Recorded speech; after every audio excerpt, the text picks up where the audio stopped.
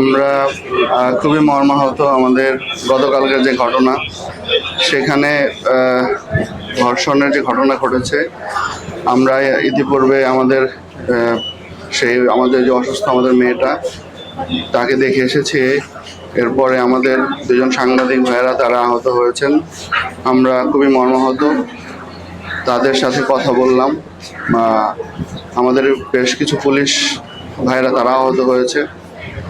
আমরা কেমন যেন কোনো ইস্যু তৈরি হলে সেখানে নিয়ন্ত্রণ আমরা কোনোভাবে রাখতে পারছি না। আমাদেরকে একটি কথা আছে যে kill your speed or speed will kill you. আমরা যদি নিয়ন্ত্রণ করতে না পারি, আমাদেরকে কন্ট্রোল করতে না পারি, তাহলে কিন্তু আসলে এই ধরনের দুর্ঘটনাগুলো, আর যে সাংবাদিক ভাইটা যে কাভার করতে গিয়েছে, সে তো আসলে কোনো অপরাধের সাথে জড়িত না, তো সে কেন আহত হবে, সে কেন কষ্ট পাবে? তা আমরা এই অবস্থার পরিত্রাণ চেষ্টা করব আমরা সবাই মিলে। তবে আবারও বলছি, শুধুমাত্র আইন শৃঙ্খলা বাহিনী দিয়ে এই যে অবস্থা কালকে রাতে ঘটেছে, সেটি কিন্তু সম্ভব নয় যদি আমরা সামাজিকভাবে সচেতন না হই। আমাদের প্রত্যেকেই যদি আমাদের দায়িত্বের জায়গায় আমরা যদি দায়িত্ব পালন না করি, তাহলে হয়তো এরকম আরও অনেকেই এইরকম অবস্থায় দেখতে হবে, আসতে হবে। আমরা এটা চাই না। আমরা চাই আমাদের সকল অবস্থানে দায়িত্বশীল ভূমিকা পালন করবে। আর দুজন সাংবাদিক ভাই যারা আহত হয়েছে, তাদেরকে আমরা বলেছি যে তাদের যত চিকিৎসার যত ব্যয়ভার আছে, সেটা যেহেতু তারা তো আসলে কোনো অপরাধের সাথে জড়িত না, তারা ভালো কাজ করতে গিয়েছে, মানুষকে সচেতন করার জন্য গিয়েছে, তাদের ব্যয়ভারগুলো আমরা জেলা প্রশাসনের পক্ষ থেকে তাদের চিকিৎসার সকল দায়িত্ব আমরা গ্রহণ করব। ঘটনা ঘটার পর এইভাবে প্রতিবাদ করার চেয়ে আপনার ঘটনা ঘটার আগে প্রতিরোধ করুন, আপনারা তৈরি করুন সেই সমাজ। আজকে আমরা যখন ছোট ছিলাম তখন দেখেছি যে সন্ধ্যার পরে আমরা কিন্তু বাসায় ফিরতাম, আমাদের একটা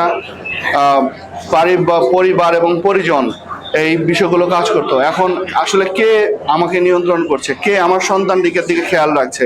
আমরা যদি আমার সন্তানের দিকে খেয়াল না করি, আমি যদি এতটুকু দায়িত্বশীল আচরণ না করি, তাহলে একটা ঘটনা ঘটলো, সবাই নেমে প্রতিবাদ করলেন, সেই প্রতিবাদ এর একটা রূপে আমাদের দুজন সাংবাদিক আহত হলো, পুলিশ বাহিনীর সদস্য ভাইয়েরা তারা আহত হলো। আবার একটা ঘটনা ঘটবে, আবারও এইভাবে আহত হবেন। এটা তো কোনো প্রতিকার হতে পারে না, এটা তো কোনো সামাজিক ব্যবস্থা হতে পারে না, এটা তো কোনো সুস্থ কোনো সিস্টেম হতে পারে না। আমরা সুস্থ চিন্তা করি। আমি বলবো যে সমাজের ভালো মানুষগুলোকে আপনারা ভালো কাজ যারা করে তাদের কাজ কি, তাদের কথা আপনারা শুনেন, তাদের কথা মানুষকে শোনান, তাহলে আমাদের সামাজিক পরিবর্তন আসবে। না, আমরা এখন এই পর্যায়ে এসে আমাদের সন্তানদের প্রতি আমার মনে হয় যে আমরা তাদেরকে সেইভাবে সময় দিচ্ছি না। আমরা যেন সবাই খুব ব্যস্ত হয়ে পড়ছি। আমরা শুধু একটা কম্পিটিশনের মধ্যে আমরা লিপ্ত হয়েছি। পুরোটা দিন, পুরোটা সময় শুধু আমাদের কম্পিটিশনের চিন্তা ভাবনা। আসলে আমরা কিভাবে ভালো থাকতে পারবো, কিভাবে সমাজটাকে ভালো রাখতে পারবো, আমাদের মধ্যে সেই চিন্তা ভাবনাটা অনেকাংশেই লোপ পেয়েছে। আমি তাকে জিজ্ঞেস করেছি, তার মার সাথে কথা হয়েছে, সে ভালো আছে, সে খাওয়া দাওয়া করছে, এখনো সে খাচ্ছে।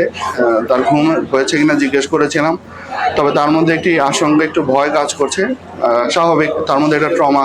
একদম ছোট মানুষ, একদম ফুলের মতো একটা মেয়ে, আসলে দেখলে খুব খারাপ লাগে।